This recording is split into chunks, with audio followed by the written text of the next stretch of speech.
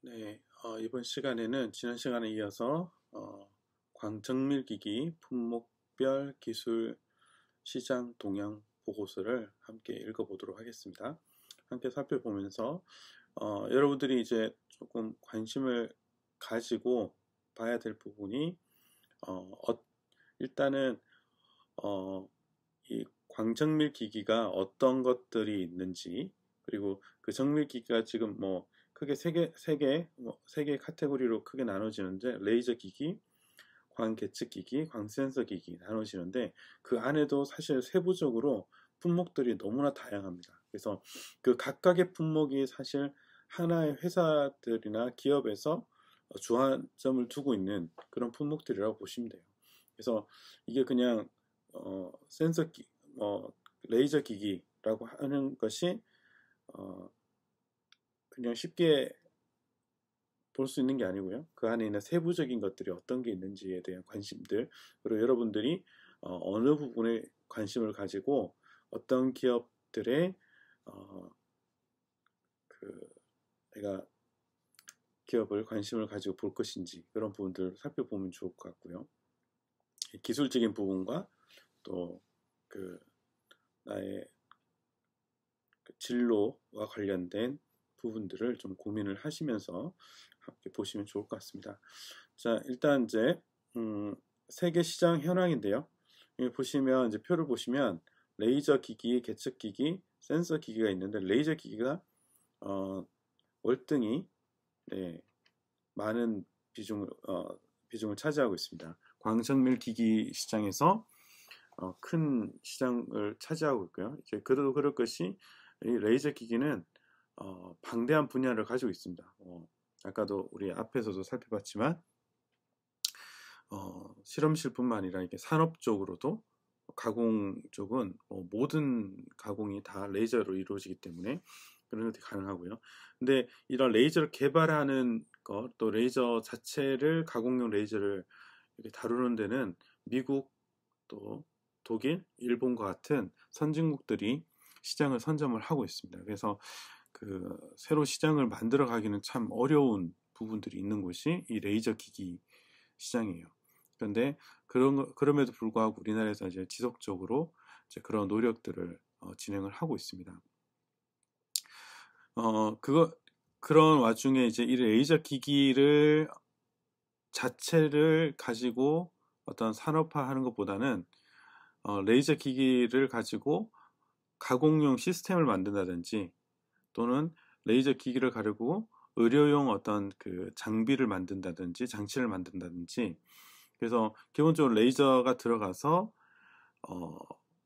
이렇게 수술할 수 있는 모든 시스템 자체를 개발하는 쪽에 많은 시장들이 있다. 그래서 여기서 이제 레이저 기기 시장이라고 하는 것은 레이저 자체뿐만 아니라 레이저를 활용한 어떤 가공 시스템까지 다 포함하는 그런 쪽으로 보시면 되겠습니다. 자, 그래서 이제 여기 이제 세계 시장을 볼 수 있고요. 주로 레이저 기기는 이제 이게 트럼프와 코헤런스가 이제 큰 시장을 확보를 하고 있고요. 네, 그리고 이제 쭉 가서 광계측 기기는 이제 군사, 또 항공우주, 오일, 가스, 에너지 분야에서 점점 그 확대를 하고 있습니다. 기술 분야, 또 시장을 확대해 가고 있는 중이다. 또 광센서는 의료 진단 기기와 또 이제 생산 기기와 같은 그런 쪽에 이제 센서 기술을 적용하는 분야가 늘어나고 있고요. 고정밀 광계측 기기를 요구하는 곳이 점점 많아지고 있습니다. 그래서 그런 부분들도 이제 활성화되고 있다. 그 다음에 광센서 기기는 이제 광섬유 센서가 특히 시장을 주도를 하고 있습니다. 그래서 광섬유 센서 분야가 전체 시장을 이끌고 있고, 그래서 기존에 이제 이런 포인트 센서뿐만 아니라, 포인트 센서라고 하는 것은 한 지점에서의 어떤 물리량, 온도, 스트레인 이런 것들을 측정하는 거고요.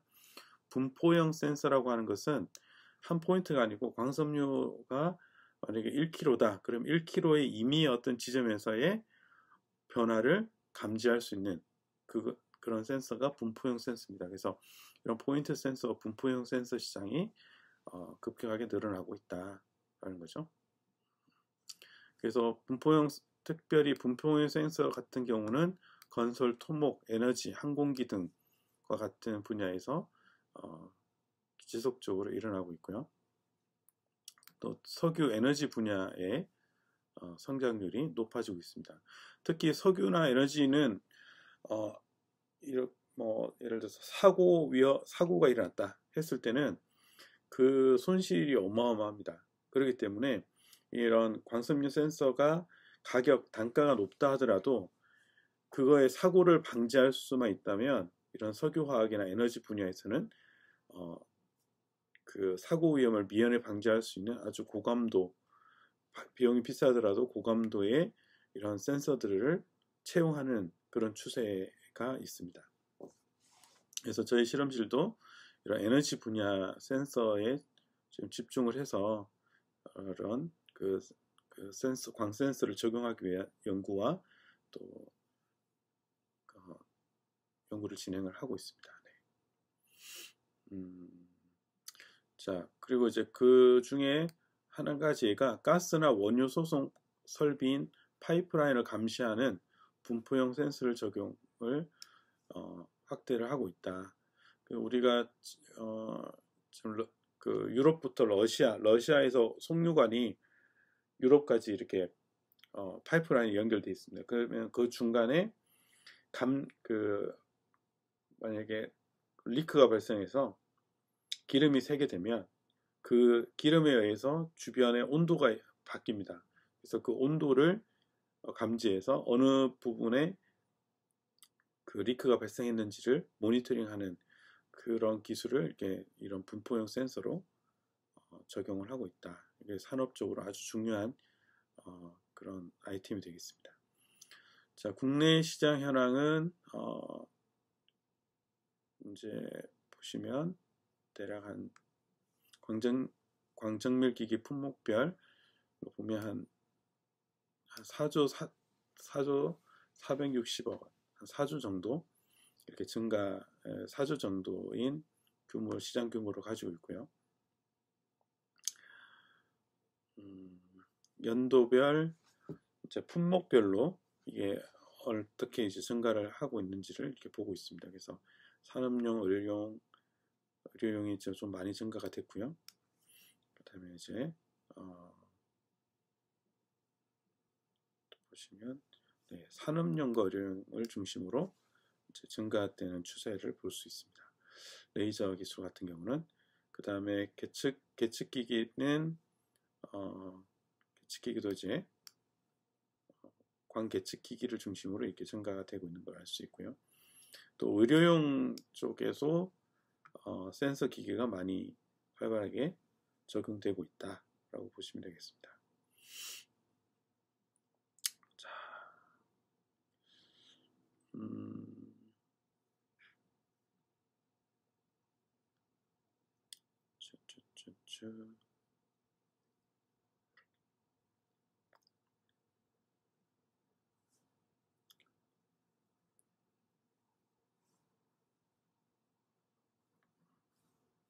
네, 여기 시장 분석의 이제 마지막 부분에 최근 선진국과 기술 격차를 해소하기 위해서 R&D 결과물로 광계측 기기 및 광센서 기기 국산화가 빠르게 진행되고 있으며 수입 의존도를 점점 낮아질 전망이다. 그래서 아직은 선진국보다 기술적으로 많이 뒤처져 있지만 계속적으로 이제 개발을 하고 또 기술을 이렇게 따라가고 있는 그런 추세에 있습니다. 그래서 여러분들이 우리 광기술공학과가 그래서 중요한 위치에 있는 거죠. 그래서 이런 그 기술을 따라가기 위해서 광기술공학과 존재를 하고 있고요. 여러분들이 또 이런 다양한 분야에 취업을 해서 또 산업을 이끌어갈 수 있도록 그렇게 노력해 주시면 좋을 것 같습니다. 자, 그 다음에 보면 이제 기술 개발 동향 및 전망. 이제 구체적으로 그러면 광석밀 기기가 어떤 기술들이 있고 또 어떻게 개발되어 가고 있는지에 대한 부분들 좀 살펴보도록 하겠습니다. 지금 이제 최근에 가장 이제 그 핫한 이슈가 어떤 게 있냐면 2018년 노벨 물리학상을 레이저 물리 분야에서 이제 받았습니다. 레이저 물리 분야에서 받았고요. 그래서 보시면 이제 이 부분 살펴보도록 하겠습니다. 2018년도에 레이저 분야에서 받았다. 그리고 4차 산업의 핵심인 인공지능을 활용한 의료 시스템 변화에서 이제 집중되고 있다. 이게 이제 또 이슈가 되고 있고요. 2018년 레이저 제조 분야인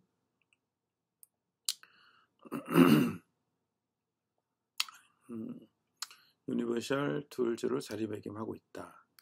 그 중에서 이제 광기술이 이제 핵심이다. 또 광섬유 센서 개발이 또 핵심 광섬유 레이저 개발이 아주 중심이 되고 있고요. 레이저 열처리 기술이 또 많은 부분이 적용이 되고 있다. 이런 것들이 이슈가 되고 있습니다. 또 라이다를 이용한 라이다가 뭐냐면 레이저를 이용한 레이더로 보시면 레이더로 보시면 돼요. 그러니까 그 자유 공간에서 우리 공기 중에 어떤 하늘에 떠 있는 물체, 뭐 드론이라든지 이런 것들을 레이저를 쏘아서 그 레이저에서 돌아오는 빛을 가지고 어느 거리에 어떤 물체가 존재하는지, 얼마나 큰 물체가 존재하는지를 파악하는 것이 라이다 기술입니다. 그래서 이런 라이다 기술도 레이저를 이용한 이런 그 감지 기술이라고 볼 수 있죠. 또 이런 라이다 기술은 최근 고급차 중심으로 차에서 앞에서 갑자기 사람이 나오거나 아니면 어떤 그 물체가 있을 때 그걸 밤길에 보이지 않는 상황에 운전자가 그 가시적으로 볼 수 없는 상황에서 차가 자체적으로 어느 앞차 진행 방향 쪽에 어떤 물체들, 갑작스러운 물체가 발견됐을 때 차를 급증가한다든지 경고를 주는 그런 그 라이다를 이용한 감지 센서 기술을 활용을 하고 있습니다. 자, 그리고 이제 많이 하고 있고요. 2018년에 노벨 물리학상을 받은 것은 옵티컬 트위즈라고 하는 기술로 이제 노벨 물리학상을 받았습니다. 그리고 이제 두 번째는 이제 고에너지 극초단 펄스 레이저 생성 기술 두 가지가 받았고요. 광학 집게는 주로 이제 생물학 분야에서 활용한 것이 되겠습니다. 광학. 트위즈는 이게 집게, 우리 그 집게를 뜻하고요. 네, 그렇습니다. 그리고 이제 고에너지 극초단 레이저 펄스 기술을 이용해서 받았습니다. 그 내용은 좀 뒤에 살펴볼 수 있으니까요. 잠깐 기다리시고요. 자, 요건 여러분들이 한번 쭉 읽어보시면 좋겠습니다. 그래서 여기 광학 집계에 대한 게 나오고요.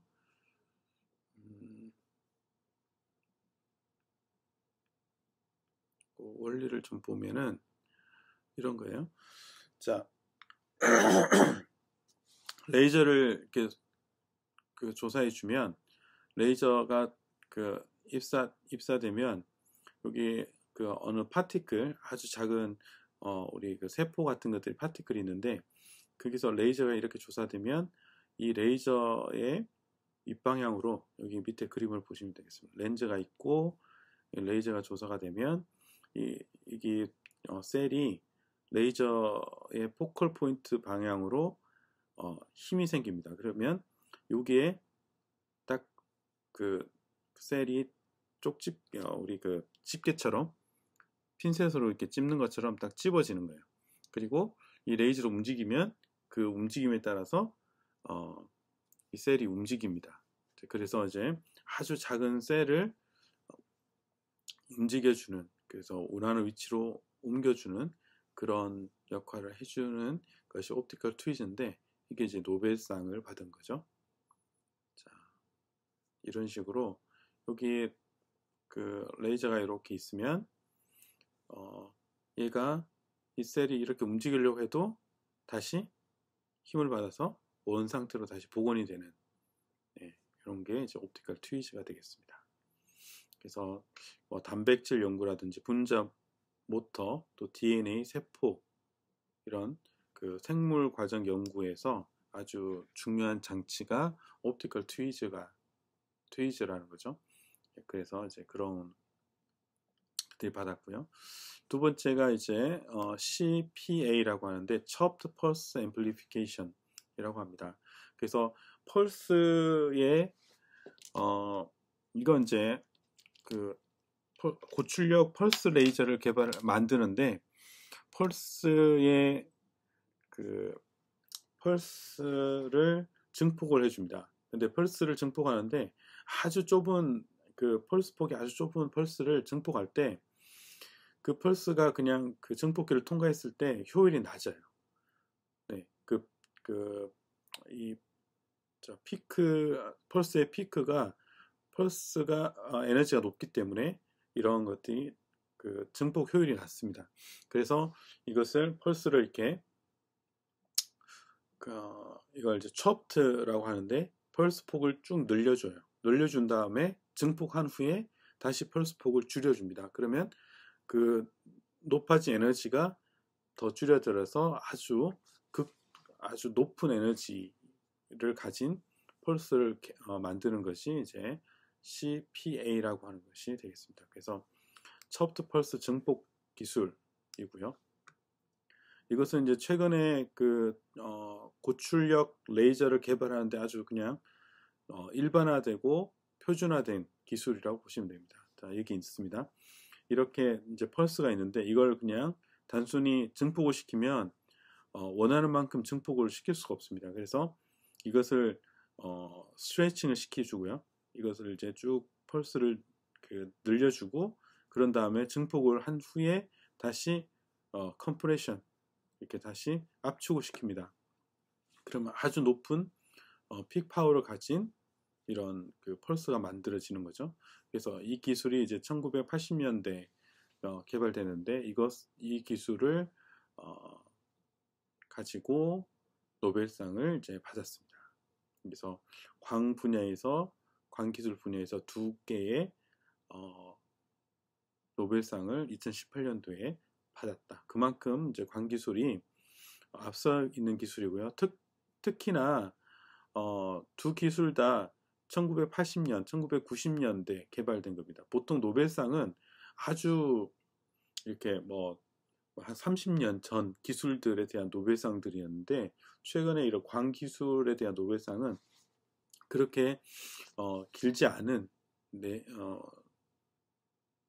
수준 내에서 이제 점점점 인정을 받고 또 그 노벨상을 획득하는 그런 것들이 많이 일어나고 있습니다.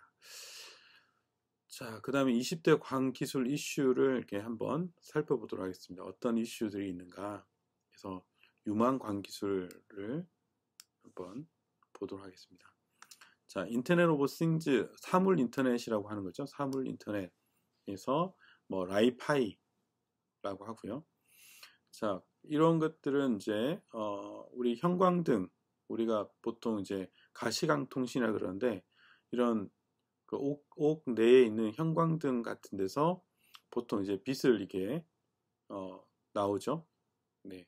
그런데 거기에다가 정보를 실어서 보내주겠다. 그 형광등이 사실 이제 이런 그 인터넷 오브 싱즈에서는 깜빡깜빡 하고 있는 거예요. 우리가 사람 눈으로 관측할 수 없는 속도로 빨리 깜빡이기 때문에 우리는 형광등처럼 보이는데, 기기는 그걸 관측할 수 있는 거죠.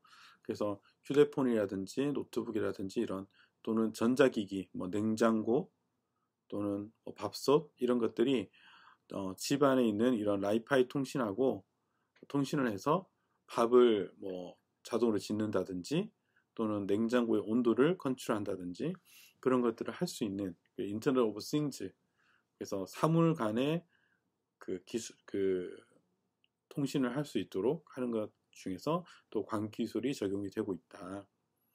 그 다음에 페이셜 리커니션에서 우리 3차원 형상하는 것들도 가능하고요. 그래서 뭐 우리가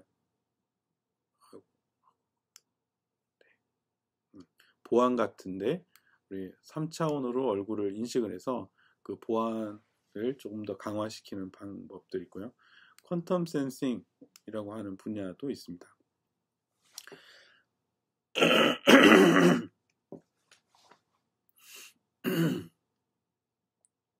주로 이런 부분도 이제 암호화된 정보를 전달해주는 그런 그 고급 기술로 지금 이제 활발하게 연구되고 있습니다. 그 다음에 웨어러블 포토닉스에서 마이크로 LED가 있고요. 그리고 플렉스블 또 패브릭 같은 것도 있습니다. 이런 식으로 마이크로 LED를 적용해서 이제 입는 옷 또는 이렇게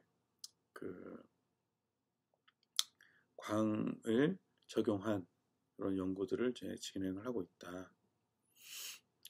특히나 이제 또 웨어러블 디바이스에도 이런 광 기술이 많이 적용이 되고 있죠. 그 다음에 이제 실리콘 포토닉스라고 하는 게 있습니다.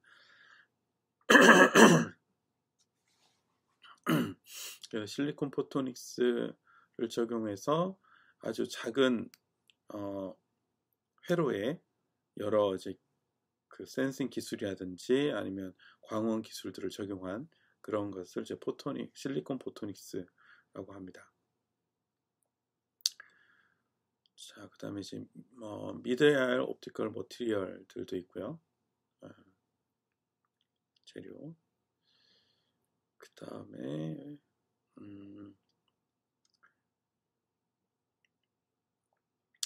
자, 플랫 메타 서페이스 렌즈는 이게 최근에 이슈화된 건데 우리가 렌즈 하면 보통 우리가 생각할 때 여러분 이제 광기술공학 광전자공학 실험에서 렌즈 가공을 해봤죠. 그러면 렌즈가 볼록하거나 오목하거나 그래서 두툼한 렌즈 형태가 되는 거죠. 두툼한 렌즈 형태가 되는데 여기 플랫 서페이스 렌즈는 이런 두툼한 렌즈를 아주 얇은 렌즈, 그래서 한 100, 아주 얇은 여기가 지금 715 나노미터의 아주 얇은 렌즈를 만들어서 거기서 아주 평판 우리 종이 A4 종이 한 장 정도 되는 거기에다가 빛을 조사해 주면 반대쪽에서 빛이 모아지는 그것이 이제 플랫 메타 서피스 렌즈라고 합니다. 그래서 이것도 여러분들 유튜브에 찾아보시면 여기 영상으로도 확인을 할 수 있습니다. 그래서 아주 재미있고 이렇게 되면 이제 뭐가 있냐면 안경이 이렇게 두꺼울 필요가 없는 거예요. 안경이 두꺼울 필요가 없고 아주 얇은 렌즈를 개발할 수 있고 이렇게 되면 가벼우면서도 그리고 카메라도 그렇게 무겁고 복잡하게 안 만들어 주습니다.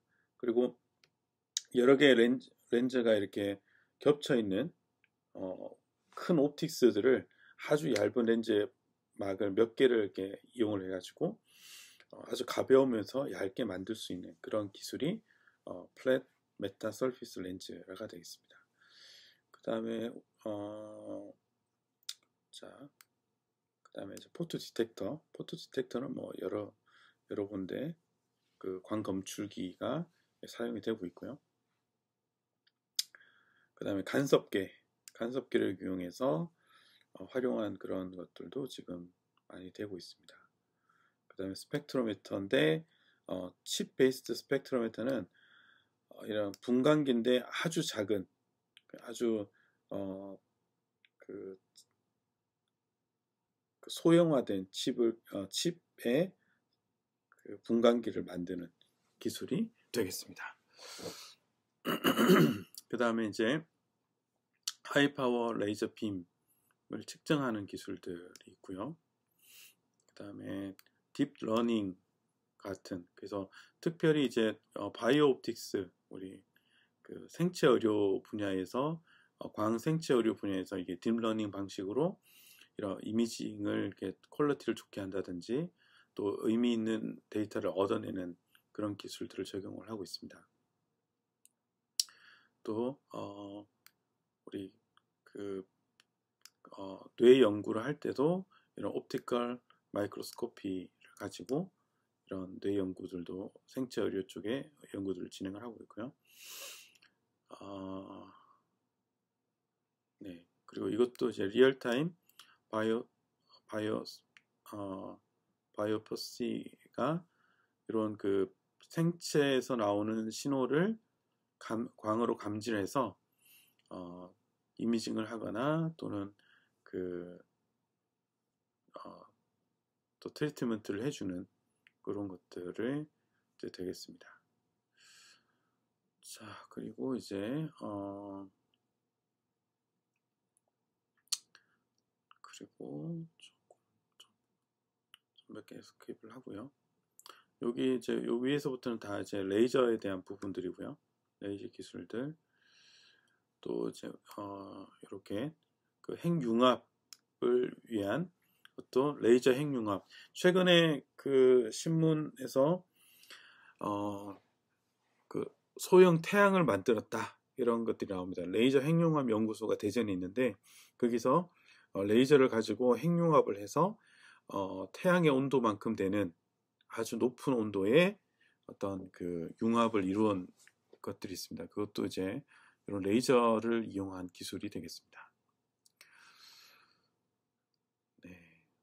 자, 여기가 이제 대략적인 그 최근에 기술들을 이렇게 살펴봤고요. 오늘 이제 여기까지 하고 여기까지만 하도록 하겠습니다.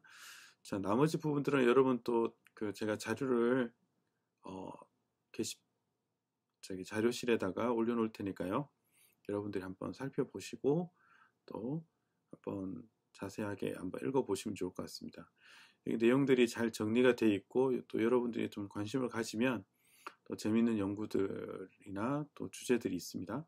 그리고 나오는 이 키워드들을 이제 제가 추천해 드리면 유튜브에서 검색을 해보시면 영상으로 잘 정리가 되어 있는 것들이 있습니다. 그래서 그런 것들을 보시면서 이해도를 높이시면 앞으로 여러분들이 이 분야에서 이 분야에 적용을 할 때 아주 좋은 지식이 될 것 같습니다. 그리고 이런 것들을 깊이 있게 아는 것도 중요하지만 아주 넓은 범위 내에서 우리가 또 숲과 나무를 같이 봐야 되잖아요. 그래서 이 보고서를 한번 쭉 여러 번 읽으면서 이 보고서는 이제 전체 숲이 어떻게 되어 있냐, 광기술, 그 중에서 이제 광정밀 기기 분야에 물론 광기술이 여기에만 해당하는 것이 아닙니다. 또 다른 또 많은 분야들이 있는데 특히 요 광정밀 기기라고 하는 요 숲에서 어떤 숲이 어떻게 이루어져 있는지를 이 보고서를 쭉 이렇게 여러분들 살펴보면서 지금 제가 본 데는 이제 이 보고서는 155페이지까지 되어 있는데 45페이지까지만 여러분들하고 지금 읽은 거거든요. 그래서 또 나머지 부분들이 기회가 되면 또 계속적으로 한번 살펴볼 수 있는 기회가 있을 것 같습니다. 자, 오늘은 이제 여기까지 하도록 하겠습니다. 자, 수고하셨습니다.